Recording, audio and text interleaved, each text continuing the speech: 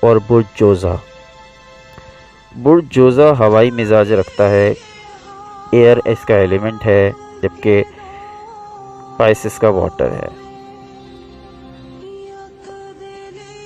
برج حوت بہت ہی حساس ہوتا ہے، بہت سینسیٹیو ہوتا ہے، پائسس حد سے زیادہ سینسیٹیو ہوتا ہے، ہر چیز کو بہت زیادہ آبزرو کرتے ہیں، بہت زیادہ فیل کرتے ہیں بہت زیادہ، فیلنگ ایلیمنٹ بہت زیادہ ہوتا ہے۔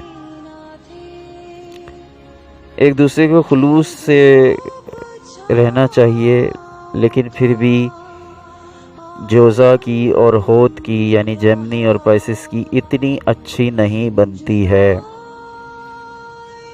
کیونکہ چھوٹی سے چھوٹی بات بھی دونوں میں جھگڑا پیدا کر سکتی ہے۔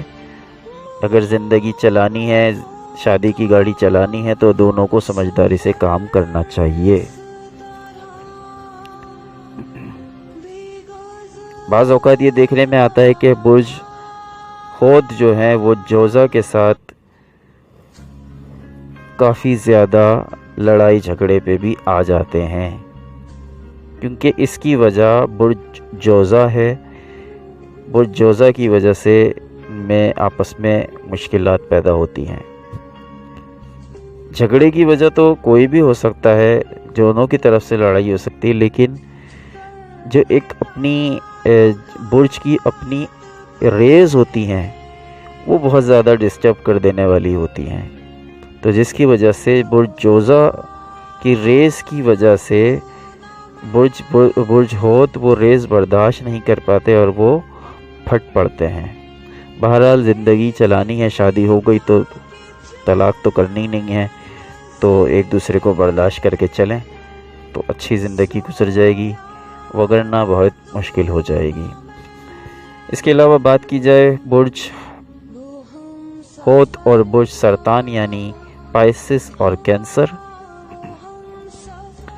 برج سرطان اور برج حوت دونوں واٹر ایلیمنٹ ہیں، ان کا مزاج بھی ملتا جلتا ہے، یہ بہترین دوست ہو سکتے ہیں، بہترین بہن بھائی ہیں تو بہت اچھی ان کی انڈرسٹینڈنگ ہوتی ہے، میاں بیوی ہیں تو انتہائی خوشگوار زندگی گزرتی ہے، ایک دوسرے کے آئیڈیل ہوتے ہیں، دونوں ایک دوسرے کی چیزیں شیئر کرتے ہیں، دونوں ایک دوسرے کی ذات پہ بھروسہ کرنے والے ہوتے ہیں، ایک دوسرے کے دکھ میں شریک ہوتے ہیں۔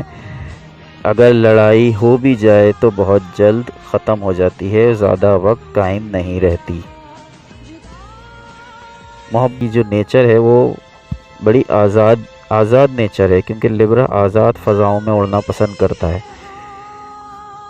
وہ آپ کو اس بات کی پابند نہیں ہوتے وہ کہاں جا رہے ہیں، کہاں آ رہے ہیں، کیا کام کر رہے ہیں، وہ اس بات کے پابند نہیں ہوتے، جبکہ پائسس کے اندر ایک ڈسپلین کا ایلیمنٹ موجود ہوتا ہے۔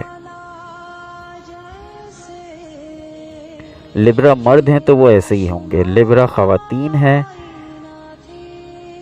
تو وہ بھی اس چیز کی پابند نہیں ہوتی کہ کب وہ کیا کھا رہی ہیں، کب کیا پی رہی ہیں، ان پہ روک ٹوک نہیں لگائی جا سکتی، وہ آزاد، انہیں جو کر رہی ہیں وہ انہیں کرنے دیجیے، ان کی عادت اس نیچر کی ہوتی ہے۔ جبکہ پائسس جو ہے وہ ایک بانڈ بنا کے رکھنا چاہتے ہیں، قابو میں کر کے رکھنا چاہتے ہیں۔ قابو کا مراد میرا یہ نہیں ہے کہ وہ ان کے حکم پہ چلیں، بس یہ ہے کہ ایک ریلیشن ہو، وہ ریلیشن جس طرح سے میاں بیوی کا ہوتا ہے ویسا قائم رہے، مگر لیبرا کی وجہ سے جھگڑوں کی شینا چاہوں گا اتنی اچھی دونوں کی نہیں بنتی ہے۔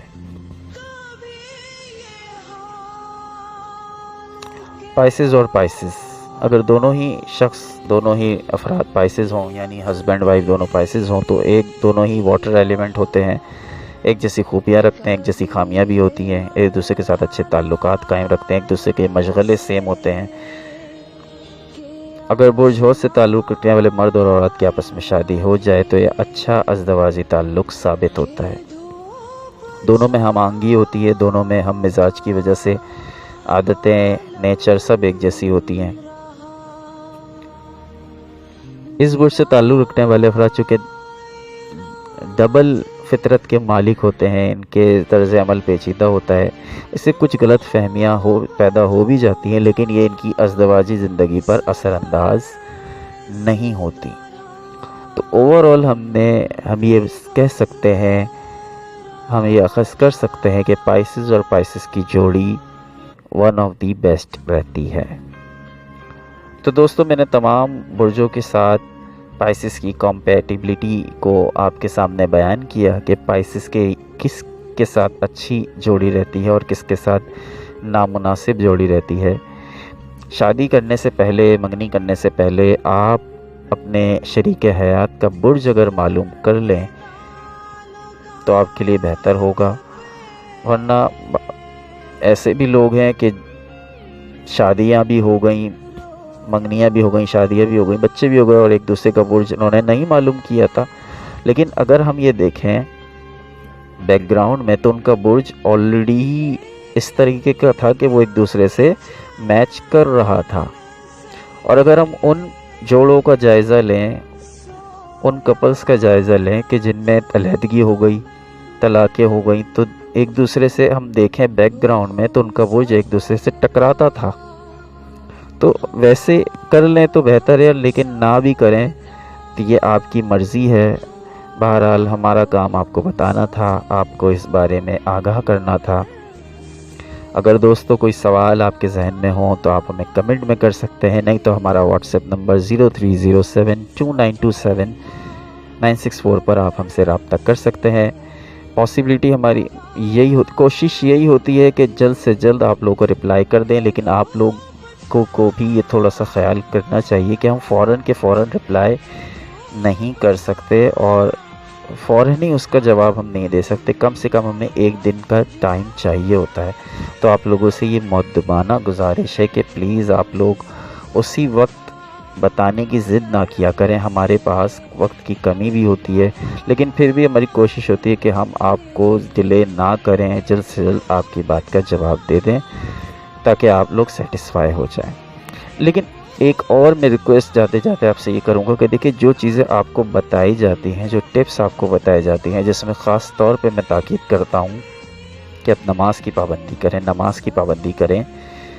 آپ کے ہزاروں مسائل نماز کی پابندی سے حل ہو جاتے ہیں، تو آپ ان چیزوں پہ عمل کیا کریں۔ اگر آپ عمل نہیں کریں گے اور پھر آپ کہیں گے کہ آپ نے جو پریڈکشن کی تھی، آپ نے جو کیا تھا، اس مطلب پھر آپ یہ بولیں گے اس طرح تو کچھ ہوا ہی نہیں، تو بھائی آپ لوگ بھی اس چیز کو سمجھیے۔ آپ لوگوں سے صرف ریکویسٹ کر رہا ہوں میں کہ آپ پلیز اس چیز کو سمجھیے، اور جو ٹپس، جو وظیفے آپ کو بتائے جاتے ہیں، آپ اسے خاص طور پہ پڑھیے، تو یقیناً آپ دیکھیں گے کہ آپ کی لائف میں چینجز آئیں گے۔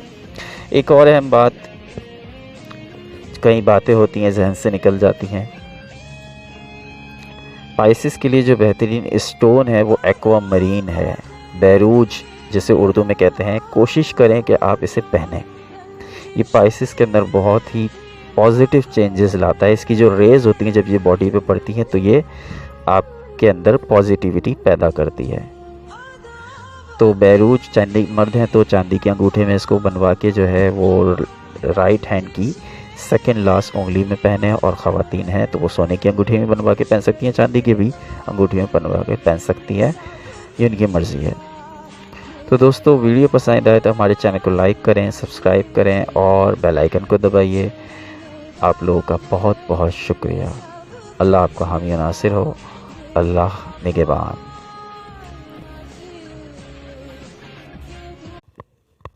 دوستو، ویڈیو پسند آئی تو ہمارے چینل کو لائک کریں، سبسکرائب کریں اور بیل آئیکن کو دبائیے۔ شکریہ۔